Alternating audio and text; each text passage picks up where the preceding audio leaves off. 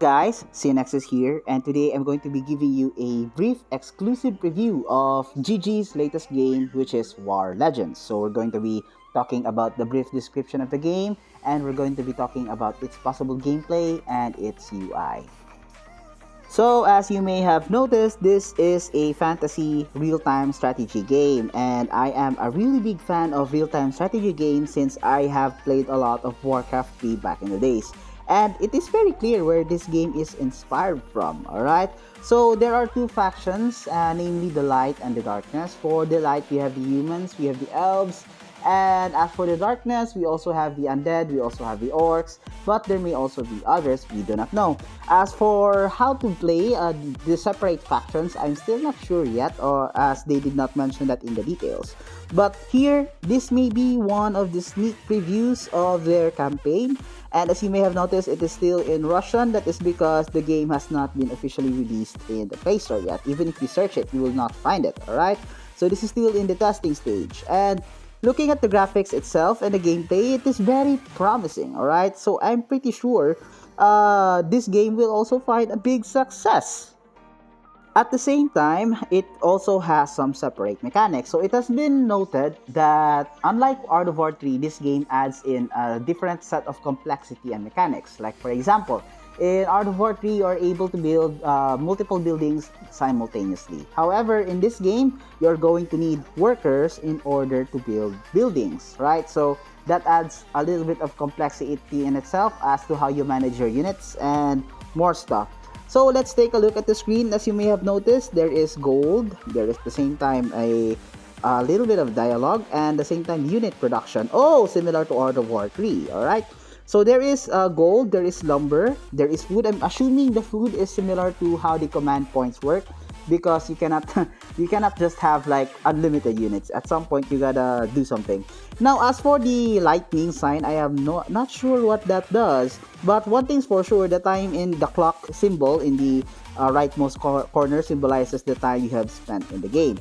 So I'm very curious what the lightning, I think that's mana or maybe something else that we do not know about. Another thing, side note, that the developers have mentioned is that this game has this thing called magic scrolls, which works similar to boost in Art of War 3. However, they have different effects. Like for example, a certain magic scroll will actually drop an enemy, a meteorite on the enemy army, which damages them. So that is one of the examples. But in order to actually use those scrolls, you actually need to have some prerequisites or requirements that you need to complete before you are able to complete those scrolls. So looking at the gameplay right here, it looks very promising. Like it's very smooth, though. I mean, it's still in early development, right? But you can see that the graphics is already good, the animation's good. At the same time, the buildings look very nice. Like it's still in the first development. I'm more excited in the years to come.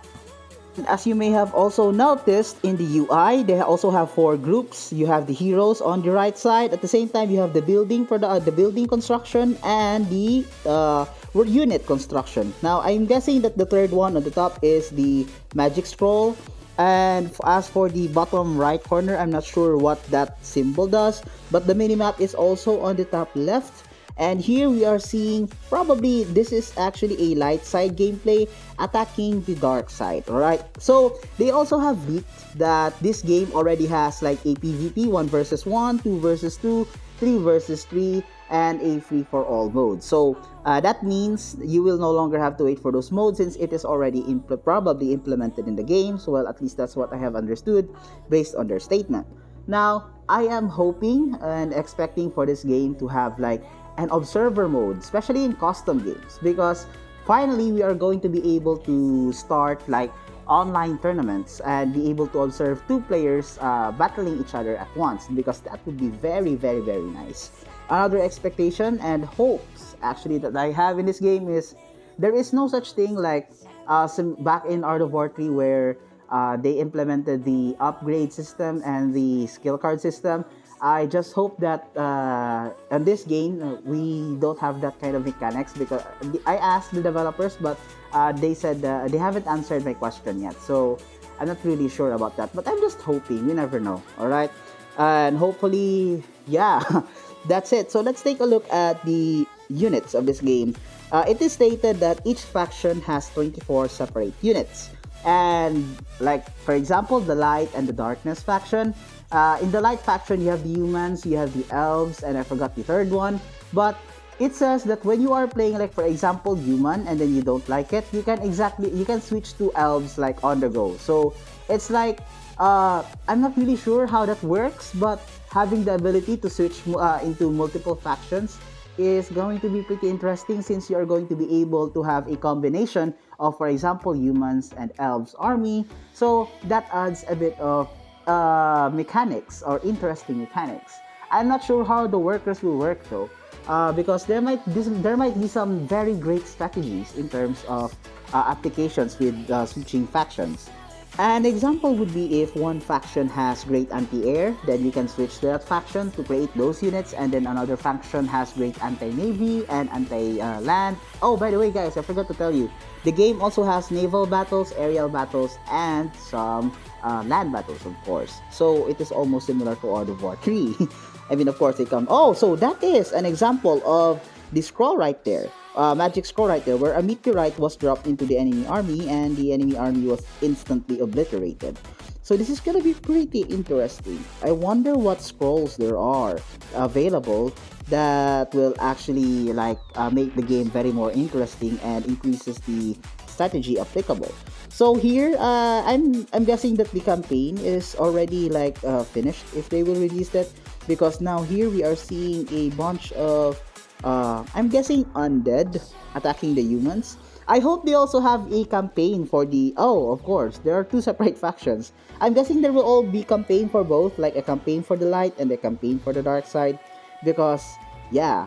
And just like the Resistance and the Confederation, I'm guessing there are also some things that one side is going to be better than the other. Like, for example, in Resistance, that is speed and stealth and stuff. And in Confederation, that is like armor, HP. And this one, I'm not sure how they will make it, like how they will make the two factions meet with each other. What do you guys think? You can feel free to comment in the comment section down below. So here, there is similar buildings and multiple units being shown, catapult or something, and also some flying units. And wow, I am really excited for this game to come. And you better expect, when this game releases, I will play this game a lot, because I love fantasy RTS, because that is my first game that I actually have played real-time strategy in. So what do you guys think? Feel free to comment down below what your ideas are and probably suggestions. At the same time, your expectations with this game. And that's it for this video. Thank you so much for watching, and don't forget to like and subscribe. Xeonexis over and out. Peace!